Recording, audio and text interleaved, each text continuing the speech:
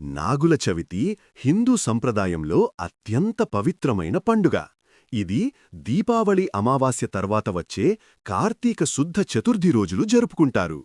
చవితి రోజున నాగదేవతలను పూజించడం, సర్పపుట్టల వద్ద పాలు పోయడం ద్వారా భక్తులు సర్పదోషాలు, రాహుకేతు దోషాలు తొలగుతాయని నమ్మకముంది. ఈ పూజ ద్వారా ఆరోగ్యం, సుఖశాంతి, సంతానభాగ్యం, పంటల రక్షణ లభిస్తాయి. మానవ వెన్నెముకలో ఉన్న కుండలినీ శక్తి పామువలే ఉంటుంది. నాగుల చవితి రోజున పామును ఆరాధించడమంటే మనలో నిద్రిస్తున్న ఆ శక్తిని జాగృతం చేయడమే అని భావిస్తారు. పౌరాణిక నేపథ్యం: పురాణాల ప్రకారం అర్జునుడు తక్షకుణ్ణి సంహరించడాన్ని స్మరించుకుంటారు. భగవంతుడు శ్రీమహావిష్ణువుకు ఆదిశేషుడు, శివునికి వాసుకి అనుబంధముండటంతో నాగారాధన ఈ రోజున ముఖ్యమైంది.